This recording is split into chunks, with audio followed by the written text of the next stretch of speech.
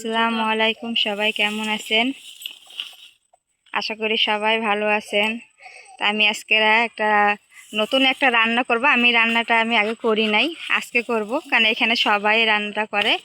এইখানে আমরা বলি মান কচু, আর এখানে বলে যে ওই আনাজি, আবার মানও বলে। তো এই যে আমি তো কাটতে পারি না, তা আমার চাচি শাশুড়ি দিয়ে কাটাচ্ছি।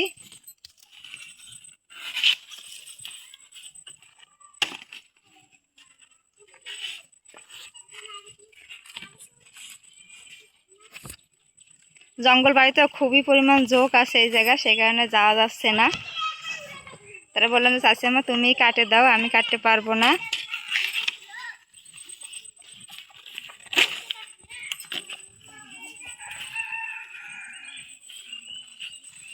দেখেন এইবার মনে করছে খুব পরিমাণ ঝোঁক, এখানে মনে যাওয়াই জানি, এতই ঝোঁকের কারণে।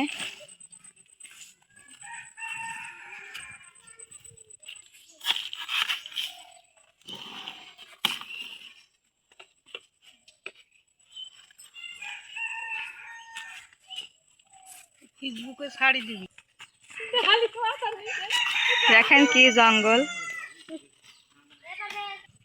এই যে কাটা গুন্তু হয়ে গেছে, এখন এগুলো নিয়ে বাসায় যাব।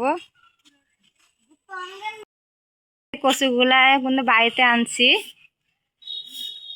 এখন আমার এই যে দুই শাশুড়ি, একজন আমার চাচি শাশুড়ি, এই যে যিনি 3 পিস পরা, সবাই তো তাকে চেনেন, আর এই যে আমার শাশুড়ি। তো দুজনে বলতেছি যে তোমরা আমাকে কুইটা দাও, কারণ আমার হাত চুলকায় কচুতে, আমি কচু ধরতে পারি না। তাই দুজনে লাগাই দিছি যে তোমরা এখন কাইটা দাও। খাবারটা কিন্তু একটু কষ্ট, কিন্তু খাইতে কিন্তু খুবই মজার তরকারি এটা।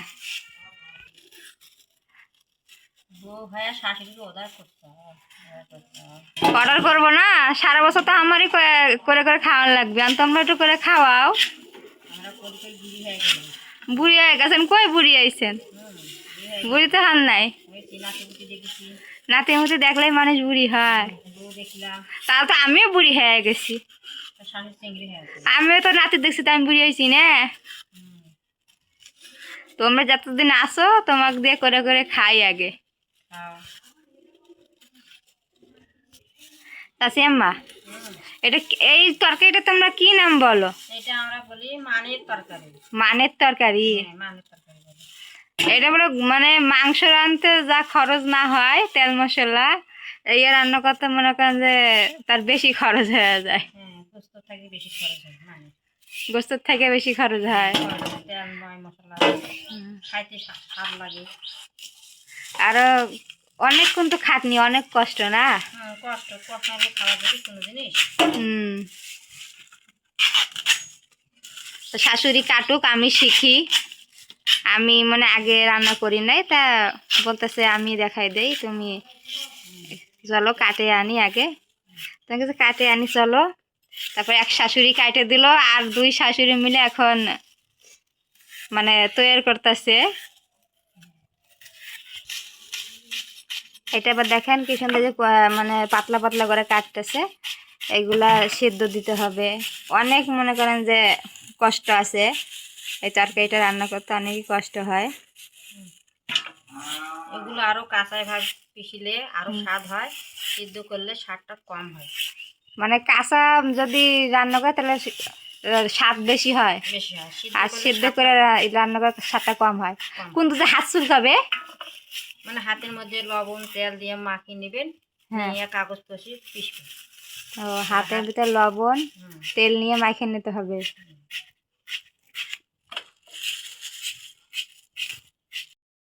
এই যে কাটা হয়ে গেছে, আর এইখানে এখন সিদ্ধ দিব, সেই কারণে যে হাঁড়িতে তুলে নিলাম। আর শাশুড়ি আমারও দেখতেছে সব কাজ আমি করলাম, আর আইসে খালি তুমি করতেছ। আর আমি হাত দিয়ে করতে পারি না, যে কারণে চামচ নিছি। হাত আমার চুলকা, এই যে আমার শাশুড়ির হাতে আমার হাত কালে চুলকাচ্ছে, খালি পলিথিন বানছে, আর আমার হাত গুলো চুলকাচ্ছে। এখন এগুলো সিদ্ধ দিব। হলুদ দিও, এরকমই থাক না, পরে আলু দিব না। তো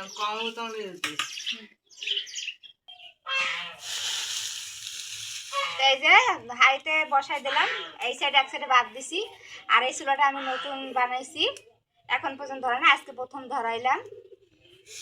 তো এগুলো সিদ্ধ করে নিব, সিদ্ধ করে নিয়ে তারপর এগুলো আবার সেদ্ধ করে নিয়ে আবার মনে করেন যে বাটতে লাগবে। আর কতগুলো এখনো কিন্তু অনেকগুলো আছে, ধরে নাই। তো ওইগুলো যখন কমবে তখন আবার এগুলো দিয়ে দিব। আর আমার শাশি হাত চুলকাচ্ছে, হাত দাও, আগুনে যদি দাও ঢুকে দাও। খুব চুলকাছে মা, ভাল না চুলকাইতেছে, লবণ লাগো। আমার চুলকায় দেখে আমি কিন্তু ধরি নাই, শাশিক দিছি আর আমার শাশুড়িরে দিছি। আর আমারও হাত চুলকাচ্ছে।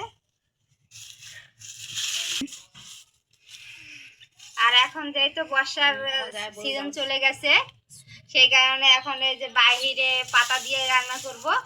আর এই জায়গায় কিন্তু একটা চুলা ছিল, চুলাটা এখানে একটা আম গাছ ছিল, আম গাছটা ঝড়ে ভাঙিয়ে ফেলাইছে, কাটা দিছে। কাটার সময় চুলাটা আমার ভাঙিয়ে গেছে, তো আবার নতুন করে চুলা ফেললাম।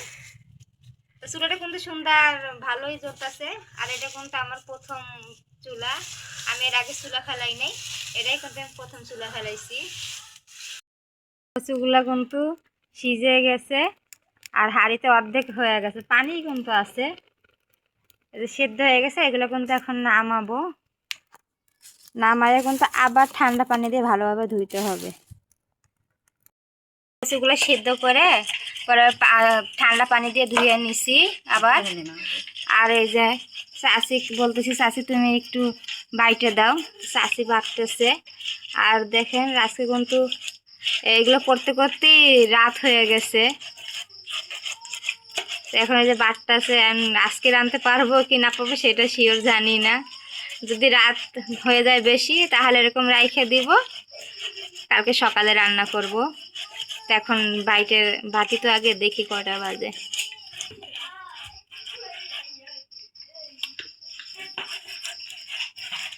আদা পেশা করবেন নাকি পুরোপুরি বাটবেন? হ্যাঁ,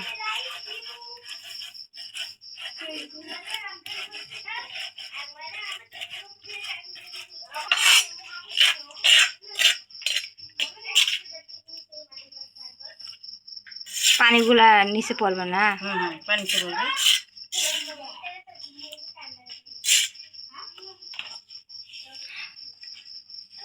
এখনো অনেক ঝামেলা নাকি? কি রামতে আইলাম রে, এত ঝামেলা। যেমনি খাইতে স্বাদ লাগে মা, এইগুলো খাইতে অনেক মজা, অনেক মজা। তাহলে এগুলো তাহলে গোস্তের মতো রাঁধবে। গোস্তের মতো রান্না করবো? কি কি দেবো? গোস্তের সব মশলা দেবো? আর যদি থাকে চামড়ি থাকে, চামড়িগুলো আছে তো, হ্যাঁ, কষে নিয়ে তুলে নিবে। নিয়ে তখন এই যে এটা দিবেন, দিয়ে গরম মশলা, তেজপাতা, তেল, হলুদ, লবণ, সব আদা রসুন যা ময় মশলা দিয়ে ঢেকে দিবেন। ঢাকা দিয়ে তুই যখন আটে যাবি তখন খালি কষায় হাতা দিয়ে কষিয়ে থাকবি, কষাতে নাড়া টক টকা হয়, একটু খাইতে ভালো লাগে। তাই কথাই তো আছে, মুরব্বীরা যা বলে বুদ্ধিমানরা সে মতেই চলে না। দেখছেন আগে কত মানুষ কত কষ্ট করে রান্না বাড়া করতো, আর আমরা তো এখন যে কোনটা শর্টকাটে রান্না করা যাবে তারই চিন্তায় থাকি। ভালো লাগে শর্টকাটে করলে। তা আজকে গেলে কি হবে নাকি?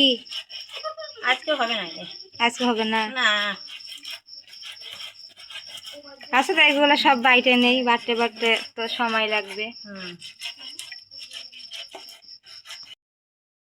এতক্ষণ চাষি একলা বাটতেছিল, এখন আমার শাশুড়িও বাটতেছে, শাশুড়ি পাটায় বাটতেছে আর চাষি পোষণে বাটতেছে, তাহলে তাড়াতাড়ি হয়ে যাবে। তাড়াতাড়ি হইলেও আজকে আর রান্না হবে না, কালকে সকাল ছাড়া। রাত্রে আর রান্না করতে পারি নাই, কারণ অনেক দেরি হয়ে গেছিল। তো ভাবলাম সকালে রান্নাটা শুরু করি। তো এখানে আমি মানে মাংস রান্না করতে যত ধরনের মশলা লাগে সব দিছি।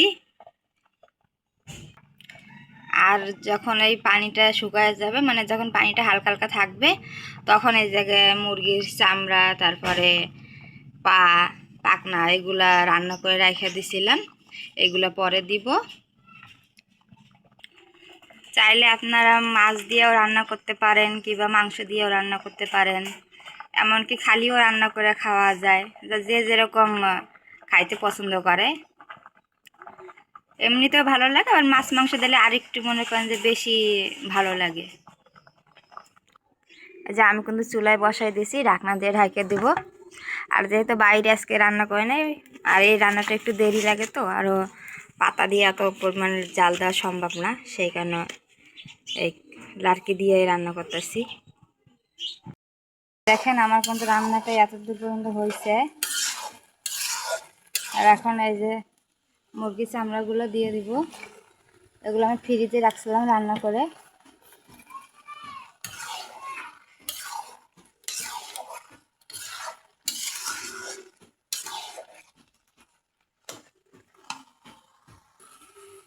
আমি কিন্তু এভাবে নাড়া নাড়ে একবার পানিটা শুকিয়ে ফেলাবো।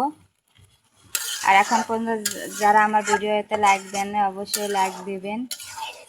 আর আপনাদের সমস্যাটা কি বলেন তো? সবাই তো মানে অনেকেই তো ভিডিওটা দেখেন, তাহলে লাইক কেন দেন না, আর চ্যানেলটা কেন সাবস্ক্রাইব করেন না বলেন?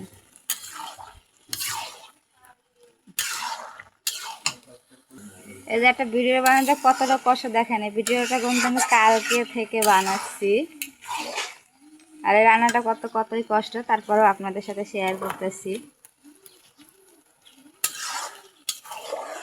এখনকার তো মানে বউ জিরা তো এই রান্না করবেই না, যত ঝামেলা। কিন্তু খাইতে কিন্তু খুবই মজা লাগে। এখন পর্যন্ত যারা লাইক দেন তাড়াতাড়ি লাইক দেন। এই তরকারিটা কারা কারা খাইছেন আমাকে কিন্তু কমেন্ট করে বললেন তো, আর কোন কোন জেলায় এই তরকারিটা খায়।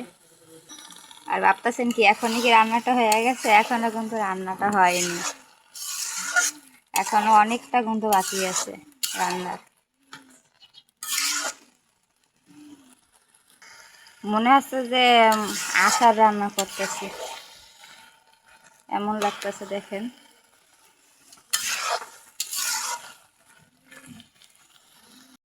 এটা কিন্তু হয়ে গেছে, পানি একবারে শুকিয়ে ফেলাইছি। এই যে তেল ছাড়ে ছেড়ে দিচ্ছে, এরকমই নামাবো।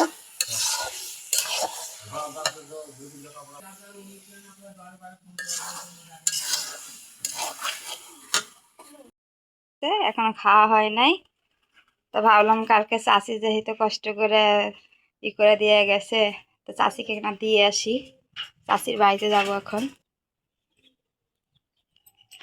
আমাদের বাসার থেকে চাষির বাসা কিন্তু একেবারেই কাছে।